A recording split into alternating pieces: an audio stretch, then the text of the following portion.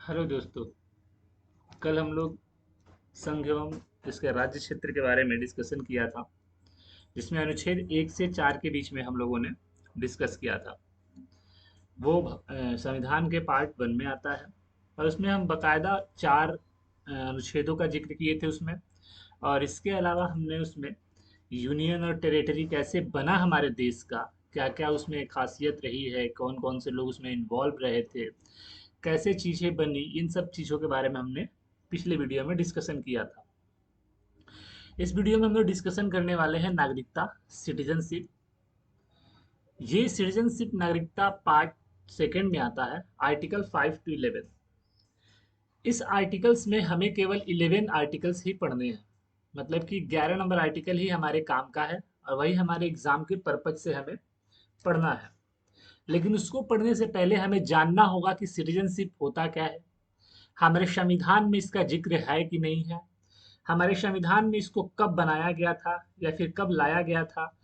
नागरिकता, सिटीजनशिप किसी व्यक्ति को देना है तो इसका अधिकार किसको होता है, स्टेट को होता है कि सेंटर को होता है, इस कानून में कितनी बार संशोधन किया गया, अगर कोई भारत का नागरिक हो तो, और जो भारत का गैर नागरिक हो यानी कि भारत का जो सिटीजन हो और भारत का जो नॉन सिटीजन हो, उन दोनों को कौन कौन से अधिकार मिलेंगे या फिर किस अधिकार में उनको छूट मिलेगी। इस तरह की चीजें हम यहाँ पे देखेंगे। तो सबसे पहली बात ये है कि सिटीजन जो होता है, नागरिकता जो होती है, ये संविधान में नागरिकता की परिभाषा नहीं बताई गई है। ये हमें याद रखना है क्योंकि एग्जामिनेशन में पूछ देता है कि क्या संविधान में नागरिकता की परिभाषा बताई गई है। तो ये हमें ध्यान रखना है कि संविधान में नागरिकता की परिभाषा नहीं है। ठीक है। दूसरी बात, हमारे देश में एकल नागरिकता है। एकल नागरिकता बोले तो, एकल नागरिकता बोले तो हमारे देश में अगर आप नागरिक हैं और आप जा करके किसी दूसरे देश की आप नागरिकता धारण करते हैं तो आपकी इस देश की यानी कि भारत देश की नागरिकता स्वतः ही समाप्त हो जाएगी। यानी कि आप एक साथ दो देशों की नागरिकता नहीं धारण कर सकते हैं। ये प्रावधान है हमारे यहाँ। ब्रिटेन के संसद से ये नागरिकता संबंधी कानून लिया गया था कि नागरिकता संबंधी कानून में अगर बनाना हो हमें नागरिकता संबंधी कानून, तो ये नागरिकता संबंधी कानून कौन बनाएगा। अभी 2019 में बहुत ज्यादा बवाल हुआ था सिटीजनशिप अमेंडमेंट एक्ट को लेकर के, CAA जिसे हम लोग बोलते हैं। अलग अलग की भ्रांतियां फैलाई जा रही थी लोगों के बीच में, और कहा जा रहा था कि ये स्टेट इसे लागू करेगा तो ये स्टेट इसे लागू नहीं करेगा। हाँ, उसे पावर है, कुछ अनुच्छेद में चेंजेस लाए गए हैं और हमारे संविधान में और भी चेंजेस लाए जाने चाहिए इन चीज़ों के लिए।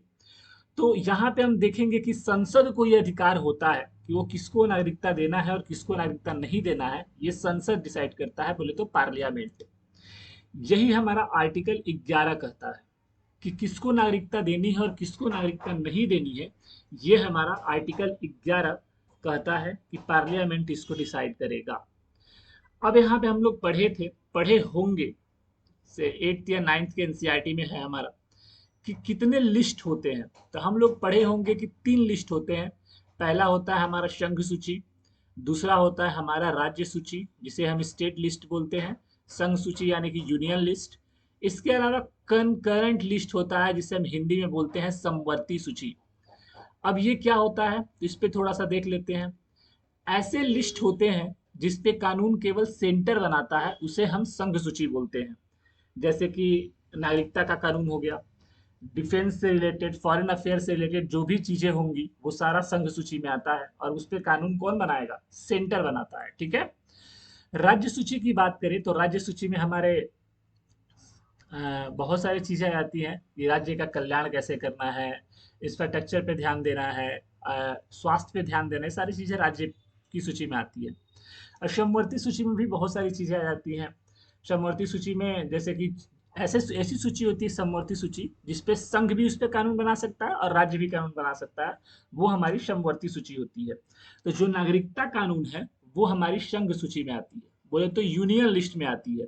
इस पे जो भी कानून होगा वो कानून सेंटर बनाएगा, बोले तो पार्लियामेंट बनाएगी। ठीक है। यहाँ तक आई होप कि क्लियर होगा। एक चीज यहाँ पे और ध्यान देने वाला है कि भारतीय नागरिकता कानून कब लागू हुआ था। तो ये ध्यान रखना है कि भारतीय नागरिकता कानून, पहली बात कि ये हमारे संविधान में तो था नहीं, कोई भी परिभाषा नागरिकता से रिलेटेड हमारे संविधान में नहीं दिया गया है। इसे संविधान लागू होने के बाद 26 जनवरी 1950 के बाद 1955 में गृह मंत्रालय द्वारा नागरिकता कानून को लागू किया गया और इसे आज भी गृह मंत्रालय ही देखता है। गृह मंत्रालय के अंदर में ही इसकी देख रेख होती है, यानी कि इसको मान्यता या फिर किसी भी तरह की कानून बनती है तो वह गृह मंत्रालय के देख रेख में ही बनती है। अब यहाँ पे प्रश्न उठता है कि 1955 में सिटीजनशिप आया था कि किसको नागरिकता देना है किसको नहीं देना है। अब यहाँ प्रश्न ये उठता है कि भारतीय नागरिकता कानून में संशोधन भी ये हुए होंगे, क्योंकि 2019 में तो बवाल हुआ था सीएओ को लेकर के, यानी कि इस कानून में संशोधन हुआ होगा। तो कितनी बार संशोधन हुआ है ये पूछा जा सकता है। तो हमारे संविधान में नागरिकता को लेकर के लगभग लगभग 6 बार संशोधन किया गया है, लगभग नहीं पक्का 6 बार संशोधन किया गया है। पहला बार संशोधन जो किया गया था वो किया गया था 1986 में, दूसरी बार जो की गई थी वो थी हमारी 1992 में, और तीसरा बार जो संशोधन किया गया वो था 2003 में, चौथी बार जो संशोधन की गई वो था हमारा 2005 में, और पांचवी बार जो की गई थी वो था हमारा 2015 में, छठी बार जो संशोधन की गई वो था हमारा 2019 में। टोटल मिला करके नागरिकता कानून में संशोधन जो है 6 बार की गई है। 6 टाइम संशोधन हुआ है हमारे नागरिकता कानून में, ये ध्यान देने वाली बात है। अब यहाँ देख लेते हैं कि हमारे देश के नागरिक को क्या फायदा मिलता है। तो ये ध्यान रखिएगा कि सिटीजनशिप से लेकर के ये क्वेश्चन पूछ सकता है कि अगर कोई हमारे देश का नागरिक है तो उसे कौन कौन से एक्स्ट्रा आर्टिकल्स मिलेंगे जो गैर नागरिक को नहीं दिए जाते हैं। क्योंकि नागरिक को तो सारे आर्टिकल्स का अधिकार मिलेगा, लेकिन कुछ ऐसे भी आर्टिकल्स हैं जो गैर नागरिकों का उसका अधिकार नहीं मिलता है लेकिन नागरिक को मिलता है। तो अनुच्छेद 15, अनुच्छेद 16, अनुच्छेद 19, अनुच्छेद 29 और अनुच्छेद 30, ये हमारे 5 ऐसे आर्टिकल्स हैं जिनका लाभ केवल नागरिक ही उठा सकते हैं। ये आर्टिकल्स का लाभ गैर नागरिक को नहीं दिया जाता है। ठीक है, इन 5 आर्टिकल्स को छोड़ के बाकी सारे आर्टिकल्स का लाभ जो है गैर नागरिक, हमारे जो देश के नागरिक नहीं है, वो उठा सकते हैं। ठीक है, तो आई होप कि यहाँ तक आप लोगों का क्लियर होगा। आगे चलते हैं हम लोग। तो आगे हम लोग देखते हैं कि भारतीय नागरिकता कानून जो बना था उसमें कैसे कहा गया कि कौन कौन हमारे देश का नागरिक होगा, ये कैसे डिसाइड किया गया। तो इस पे थोड़ा सा हम लोग देख लेते हैं इसको। तो भारतीय नागरिकता कानून 1955 जब बना, भारतीय नागरिकता कानून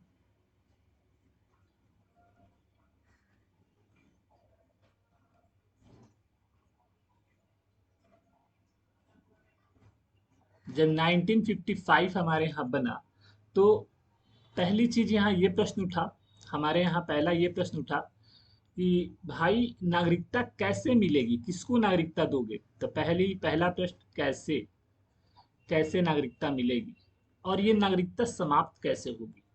दूसरा प्रश्न समाप्ति पे था। ठीक है, तो हमारे यहाँ 5 रूल बनाए गए। पहला रूल बनाया गया कि बाय बर्थ हो, नागरिकता उन्हें दी जाएगी ऐसा कोई जिनका जन्म 26 जनवरी 1950 को या उसके बाद भारत में हुआ हो। 1950 या उसके बाद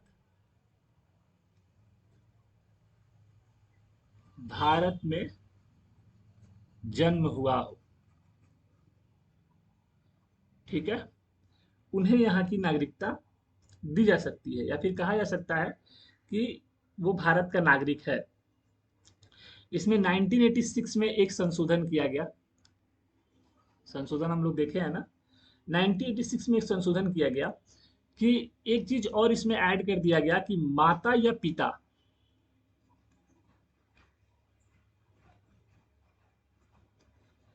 में से कोई एक भारत का नागरिक हो तो उसे यहाँ की नागरिकता दे दी जाएगी, इन दोनों में से कोई भी एक। अगर भारत का नागरिक होता है तो उसके बच्चों को भी भारत की नागरिकता दे दी जाएगी। ठीक है। इसके अलावा हमारा इसमें कुछ अपवाद डाला गया कि शत्रु अधीन जो भूभाग है, जैसे कि जम्मू कश्मीर का पीओके, वो पाकिस्तान ऑक्युपाइड कश्मीर है। तो इस पाकिस्तान ऑक्युपाइड कश्मीर में जो भी बच्चे पैदा होंगे उन्हें भारत की नागरिकता नहीं दी जाएगी। ये ध्यान रखने वाली बात है, क्योंकि पीओके जो है पाकिस्तान के कब्जे में है। ठीक है। इसके अलावा हमारा नेक्स्ट हम देखेंगे तो बाय बर्थ के बाद हम देख सकते हैं कि बाय डिसेंट, बाय डिसेंट भी किसी को नागरिकता मिल सकती है, यानी कि परंपरागत या वंशानुगत। जैसे कि 26 जनवरी 1950, यही डेडलाइन ले रहा है ये, 26 जनवरी 1950, इस दिन हमारा संविधान लागू हो गया था पूर्ण रूप से, इसीलिए इसको डेडलाइन लिया जा रहा है। कि इसमें होता है कि हमारे देश से जो बाहर पैदा हुए हैं 26 जनवरी 1950 को, या उसके बाद जो विदेश में पैदा हुआ है, या फिर उसके माता पिता में से कोई एक भारत का नागरिक हो, उसे यहाँ का संशोधन मिल सकता है। क्या था कि 1992 में एक बात कहा गया था कि विदेश में जो बच्चे पैदा हुए हैं, ठीक है ना, तो विदेश में जो बच्चे पैदा हुए हैं, तो पहले था कि माता पिता में से कोई भी एक भारतीय हो तो काम हो जाएगा, लेकिन 1992 में संशोधन करके माता पिता दोनों को लाया गया। ठीक है। बाहर पैदा होने वाले बच्चों का, जो भारत में पैदा नहीं हुए उनके लिए था कि माता पिता दोनों को लाया गया 1992 के कॉन्स्टिट्यूशनल अमेंडमेंट में। लेकिन स्टार्टिंग में क्या रखा गया था कि माता या पिता में से कोई एक भारत का नागरिक हो।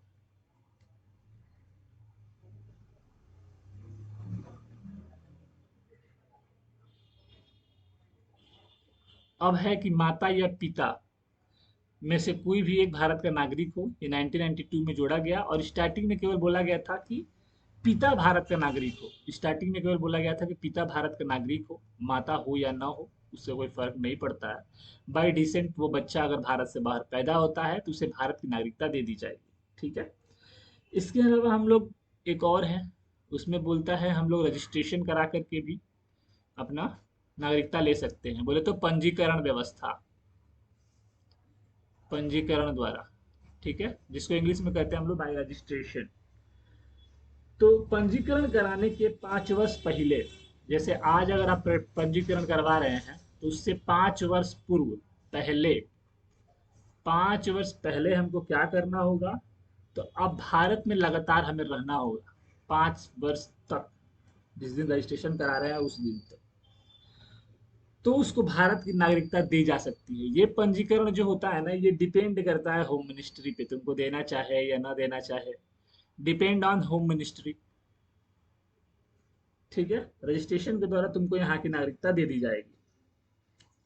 इसमें भी एक कंडीशन रखा गया है कि अगर कोई व्यक्ति अविभाजित भारत में, भारत से बाहर किसी देश में रह रहा हो, अविभाजित भारत यानी कि जब भारत का पार्ट हुआ करता था पाकिस्तान, अफगानिस्तान और बांग्लादेश, तब उस समय की बात हो रही है कि अविभाजित भारत में, भारत से बाहर किसी देश में रह रहा हो अगर कोई व्यक्ति, लेकिन जन्म भारत में हुआ हो, तो उसे भी भारत की नागरिकता दे दी जाएगी। या फिर अगर कोई महिला भारतीय पुरुष से विवाह कर चुकी हो या करने वाली हो, उसे भी भारत की नागरिकता दे दी जाएगी।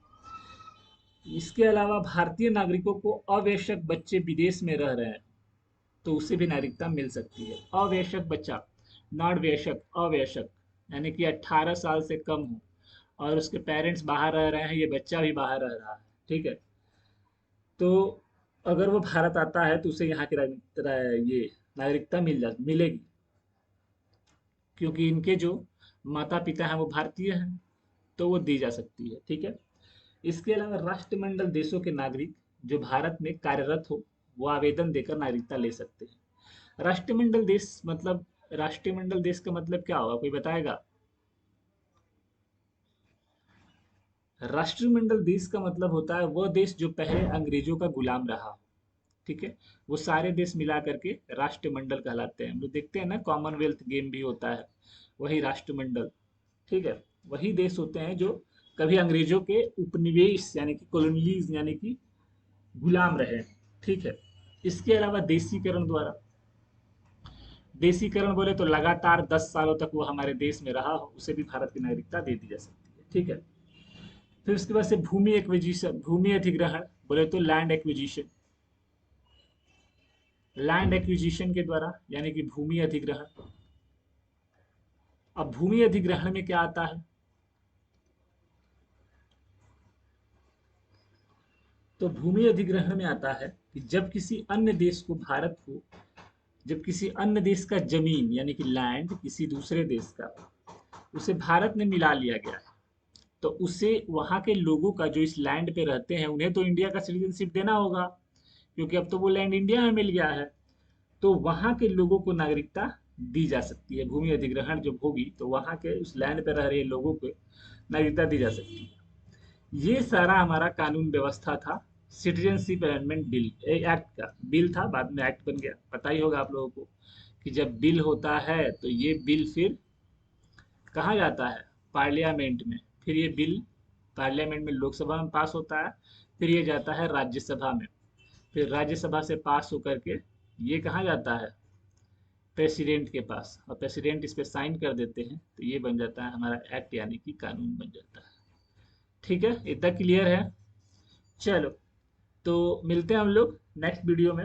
वहां पे हम लोग देखेंगे थोड़ा सा 2019 में जो हम बवाल हुआ था ना सिटीजनशिप अमेंडमेंट एक्ट को लेकर के, उस पर थोड़ा सा डिस्कशन करेंगे। देखेंगे उसमें क्या ऐसा था, या फिर पास्ट से देख के आएंगे, पिछला अपना जो इतिहास रहा है अप्रैल 1950 वाला, कि क्या समझौता हुआ था, कैसे हुआ था, ऐसा क्या हुआ था कि आज हमारे यहाँ विरोध हो रहा है उस बिल को लेके आने पे, जबकि इससे पहले भी 6 बार ये बिल आ चुका है। लेकिन अब ऐसा इस बिल में क्या है जिस पे विरोध हो रहा है। इसके अलावा एनआरसी पे भी हम नेक्स्ट वीडियो में डिस्कशन करेंगे, और एनपीआर पे भी। एनआरसी यानी कि नेशनल रजिस्ट्रेशन ऑफ सिटीजनशिप, और एनपीआर मतलब कि national population population of register, national population register, उसके बारे में भी डिस्कशन करेंगे हम लोग। तो फिर हम लोग इसके बाद से मिलते हैं हम लोग नेक्स्ट वीडियो में। इतना ही था हमारा आर्टिकल 5 से 11, इसमें केवल आर्टिकल 11 ही इंपॉर्टेंट होता है पार्ट 2 में, जिसमें बोला जाता है कि संसद जो होता है, पार्लियामेंट जो होता है, उसी को अधिकार है ये बताने का या फिर ये जानने का कि किसको नागरिकता दी जाए, यानी कि नागरिकता कानून बनाने का अधिकार केवल संसद के पास है और किसी के पास इसका अधिकार नहीं है। चलो मिलते हैं, बाय बाय।